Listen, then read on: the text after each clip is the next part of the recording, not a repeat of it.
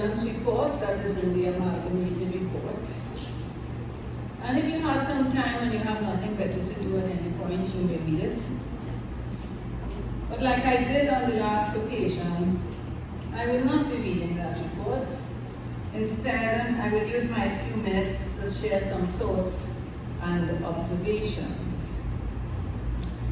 As I reflect on our organization in Trinidad and Tobago at present, compared to the last time I committed office as National Association President some 14 years ago, it occurs to me that while the vision I articulated in 2008, i.e. to extend the Soroptimism in Trinidad and Tobago by forming new clubs, has been achieved, it has come with changes that are impacting how clubs operate, and which I believe we need to address. And I think a National Association annual general meeting, where we have so many representatives and a captive audience of all the clubs, is a good time and place to make these observations. There are only 2 clubs here remaining from that original set of 4 clubs, which I addressed in 2008 when I was the last National Association President. 5 new clubs have been formed since then, and with this has come a change, mercifully, in the age profile of our membership. With a younger age profile, members are at different stages in their careers. They have younger families and therefore have greater family responsibilities. Add to that the societal issues of crime, traffic, and the stresses of life generally.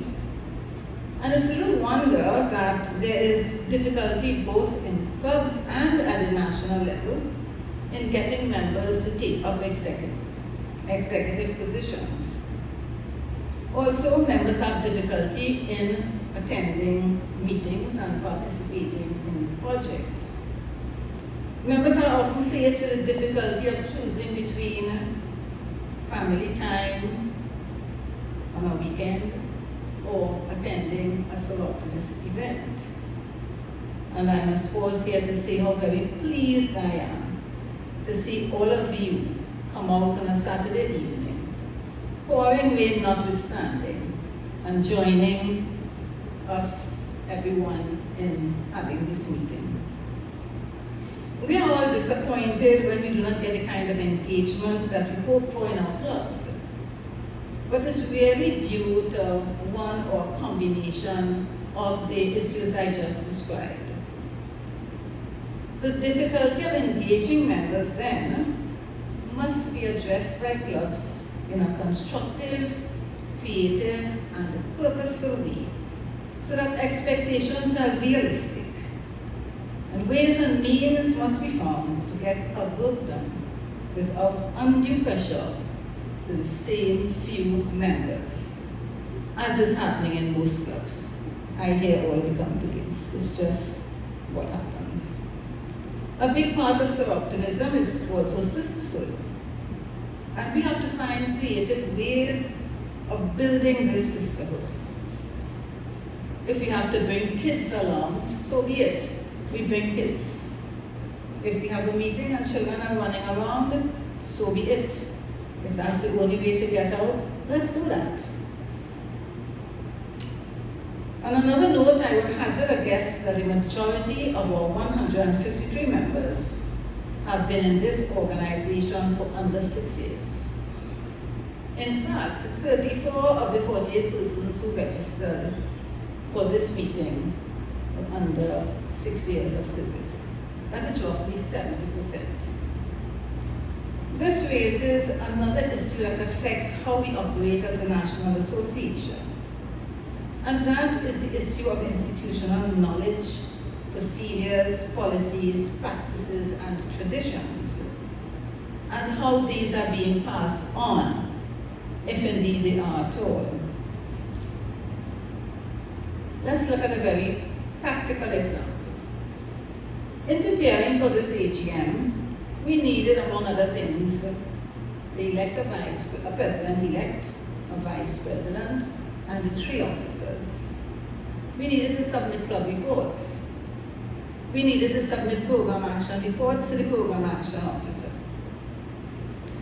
Among the many observations I made are the following. Clubs do not all understand what constitutes an annual club report for this AGM. Clubs do not all know the procedure for electing officers to the National Association. Clubs do not all follow the correct format for submitting program action reports, right, Susan? More importantly, members do not appreciate why the need for deadlines.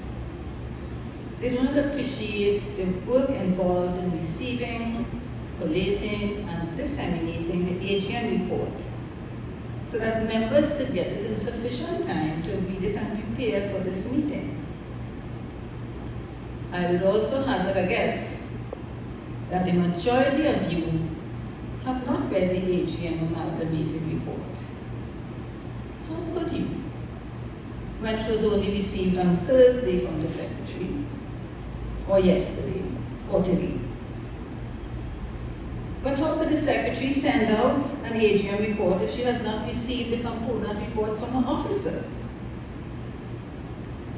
And how could the officers send their reports to the National Association Secretary if they have not received the information from their clubs? What I was speaking to, ladies, are 2 things. 1, personal responsibility for actions assigned to us. Let us not, by our delay in actioning something, put undue stress on other members and also lower the standards set by our predecessors on whose shoulders we stand. Secondly is the need for training and development if we are to build capacity in the organization.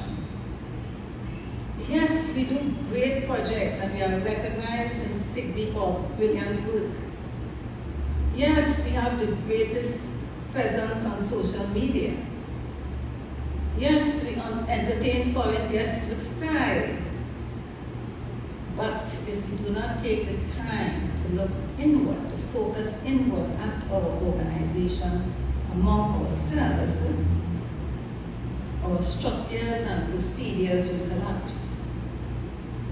And when these collapse, the organization itself collapses with them. The SIGB website does not have institutional knowledge of the National Association of Trinidad and Tobago, which we need to pass on to new members and to new clubs, and which we also need to examine from time to time as we evolve, so that we'll update it and take new ideas into account with all you new lovely young members coming in. I don't want to hear the same things that I heard when I attended a National Association meeting when I joined 32 years ago. So in spite of the challenges we face as young career women, and I say we just to sound inclusive, we don't belong to that category, I think it is imperative that clubs carve out time in our busy schedules to receive the necessary training to develop our organization in Trinidad and Tobago, and to ensure that we are all on the same page. Not just the executive or particular officers, but everyone. And this is particularly important for fledgling clubs as they navigate their way in the Soroptimist world and become one with our National Association. I'm feeling very good. Yes. So, as I fall off the perch for the final time, and as I look at the new, young, eager, pretty faces of you Soroptimists here this afternoon, I appeal to you to show up and to step up. To those who were enthused at one point, but whose enthusiasm may have waned a bit, and to those who have been weary of stepping up, I appeal to you to renew your Soroptimist energy and let that energy be infectious in your club. I appeal to all clubs and the National Association officers to raise your game, seek information, organize training events, pass on the knowledge, and I am willing to assist at any time. Let us develop our members. Let us build our clubs. Let us build the National Association of Trinidad and Tobago. And let us start this year as we support our incoming President, Christine Couva, in her role. I thank you.